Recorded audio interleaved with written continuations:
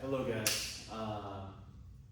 In these next sets of videos, we're going to be introducing radical functions. So where you see a square root, this first video right now is going to be on graphing radical functions, and then the next two are going to be on solving radical functions.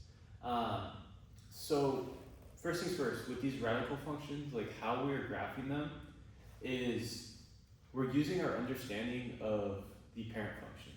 So the parent function of square root x is just this black graph for each of these 8 boxes. So what I kind of did in each of these 8 boxes here, this is kind of like a set of notes almost for you to refer to, is it's detailing in each of these boxes the 8 types of transformations. So we have shifts, stretches, shrinks, reflections, and it's kind of showing you what each transformation is like in terms of an equation and what it looks like graphically. And then at the bottom, I'm saying how it affects the domain and range. So if you can see, you might have to zoom in a little. Each one of these is color coded, where on the graph is just the equation y equals square root of x. And then in either red or purple is an example of a graph that has been transformed. Either for this one, it's a horizontal shift. So the red one shows an example of a graph that's been shifted to the left. The purple one shows a graph that's to the right, and so on. So if you guys want to just screenshot that and just kind of refer to these so you can kind of memorize each transformation, that would be very helpful. So now we're going to go over to the big problem. So in each of these 8 boxes, it's just kind of describing what each transformation looks like individually. So what if you only have a horizontal shift, only have a vertical shift? That's what it's going to look like. But on the problem on like a test, or I mean just really any of these problems, you're going to be asked to use these in tandem. So not just a horizontal shift, but what happens when you have a horizontal shift and a vertical shift and a reflection and maybe something else. So that's what we're going to be talking about. So there's multiple ways of attacking a problem like this. You could start off by doing the graph and answer the questions after that. I like to start off by listing out the transformations first. So each piece of this equation that isn't this square root x here, because we know this square root x is just the parent function, but every other piece of this equation means something. So this negative right here, it means something. This 2 means something. This -2 means something. This +1 means something. So now I'm going to refer back to this chart to figure out, okay, what does that negative mean? What does that 2 mean? What does that -2 mean? And what does that 1 mean?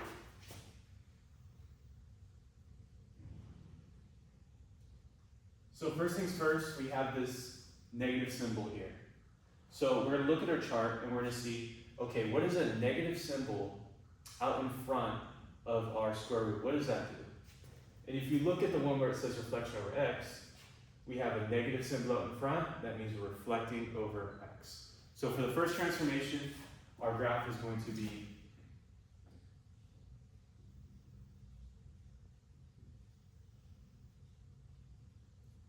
reflected over x. Be very careful with this problem. This negative and this 2 are kind of like, think of them as separate entities. Don't kind of combine them together. This negative is doing one thing, and this 2 is doing something else. So first things first, we knocked out this negative. That means that we're reflecting over x. Next, what does this 2 out in front of the square root mean?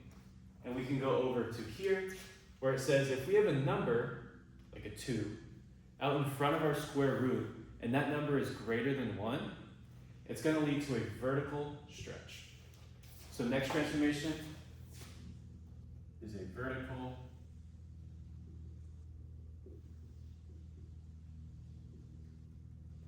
stretch.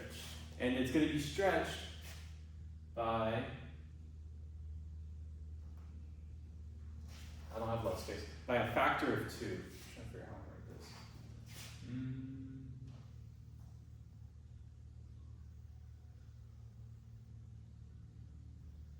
I'm kind of writing in the graph, but it says we're being vertically stretched by a factor of 2. So our graph's being stretched, but not like extremely stretched. It's just by a factor of 2. If it was by like a factor of 10, then it'd be really, really, really stretched out. Okay, next, what does this minus 2 inside the square root mean? If we go over to our horizontal shift, it actually shows it right here for the purple graph. It says if we have a minus inside of our square root, that means we're going to be shifting to the right by whatever number comes after that minus. So we have a minus 2, so that means we're shifting 2 to the right. Be very careful with the horizontal shifts, and remember that they're doing the opposite of what you think they're doing. So if you have a plus inside the square root, it means you're going to the left. If you have a minus inside the square root, it means you're going to the right. So this minus 2 leaves us going 2 to the right.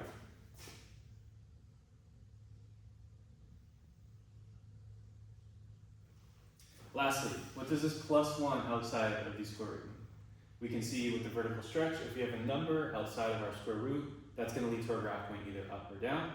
And if it's a plus, we're going up. If it's a minus, we're going down. So we have a plus 1, so we're going up 1.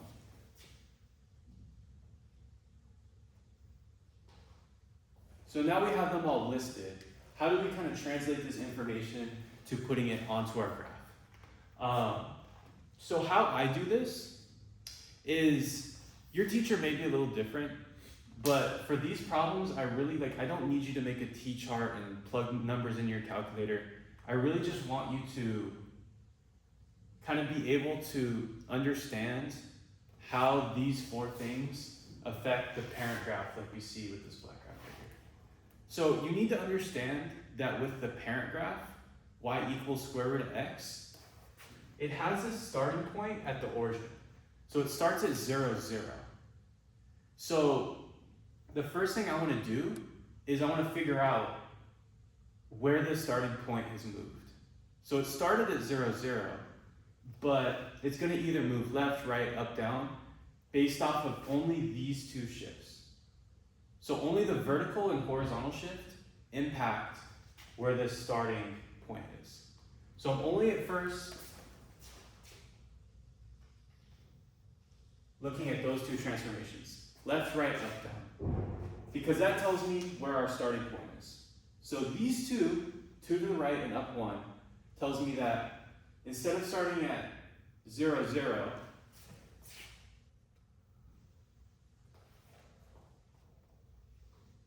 that initial point on our graph is going to be 2 to the right and up 1. So we start at 0, 0, we go 2 right, up 1. So our starting point is going to be there.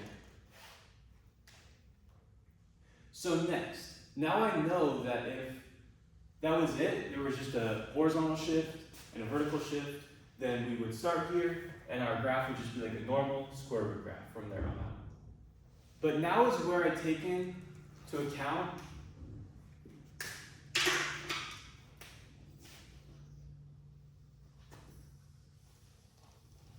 these 2 transformations right here. So now I say, okay, these 2 are out of the way. The 2 right, the up 1, we took care of those. The only thing they affect is the starting point. Now, these 2 things, a reflection and a stretch or shrink, are going to impact the shape of this line, whether it's going up or down, whether it's stretch or shrunk. For that, I'm using these 2. So this first tells me my graph is going to be reflected over x. So the normal square root graph, as I said, it would look like that. Let's just say that's my normal square root graph. Well, if it's reflected, like we have here, reflect over x, that tells us over here that you're just going to flip it, it's going to be upside down instead. So first things first, we know that this is going to be an upside down, so like an upside down R. And we also know, since it's vertically stretched by a factor of 2, with a vertical stretch, we can see that it makes the graph like go up like higher. It's like getting higher or lower at a faster rate. So at this point right here, we know we're going to go down, and we know we're going to go down like going pretty fast. Our graph's going to be stretched up, so it's going to look kind of like longer. And so that, I would say, works just fine for me, for what your graph should look like. I'm not expecting, like I said, this does not need to be perfect. It's just kind of a rough sketch of, okay, this person knows that 2 to the right and 1 up means our starting point's going to be here. This person knows that our graph being vertically stretched means that it should look a little, should go a little lower initially. This person knows that the reflection over x means that the graph should be going upside down instead of like an R. And that's it. So you could do it like this. This is how I do it, just because I've practiced these problems a lot. I've done them a lot. I can kind of visually see them like this. For those of you who haven't done a ton of practice, something I do kind of recommend sometimes is if you have a lot of different like colored pens, you could totally do this problem by, I'm just going to do this off the side. Like, you're starting with the parent function like that. And then you're kind of going one at a time, doing each of these to your graph one at a time. So you can say, okay, we're going to start off by going up 1. So if we go up 1, our new graph is going to look like this. After that, we go 2 to the right. If we take this and we go 2 to the right, our new graph is going to look like this. Next, our graph's going to be vertically stretched by a factor of 2. So we're going from here, we know our new graph is just going to be like this, but it's going to be stretched out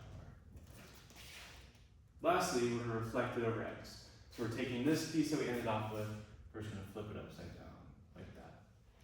So you could totally do it like that too. I know this looks like a complete mess because it's all in black, but if you guys are seeing kind of like what I'm trying to say, and you have different, like you have 4 different colored pens, it can actually like really help you out, I feel like. Just doing the steps a little slower. Because it is kind of hard just visually, just going, taking all this in your head and jumping straight to this conclusion. Okay, now just a couple quick characteristics before we end off. Domain, range, and behavior. We've seen these a ton over time, so I'm not going to really explain them too much. Our domain, we're just starting at the furthest point to the left, which is going to be 2. So the domain, unless there is a reflection over y, is just going to start at whatever your horizontal shift is. So we're starting at 2, our graph's going to the right forever, so it's going to infinity. So 2, infinity. And then our range, remember, it's lowest to highest. This one may be hard to kind of see, but this arrow, as we already established with the domain, is pointed to the right, but it's also pointed down. So this graph's going to be going down forever. So that means the range is going to start at negative infinity. It's going to start down, way the heck down here, and it's going to go up until it hits this point right here, which is at the y value of 1, which is our highest point. So the vertical shift is always going to play a role in your range. The horizontal shift is always going to play a role in your domain. Lastly, end behavior. We have 2 kind of endpoints here. We have here and we have here. So for the end behavior, as it's approaching this, so we have as, we can see here that we're approaching the x value 2. So as x approaches 2, and then the y value we're approaching here is just 1. So as x approaches 2, f of x is going to be approaching 1. And then here,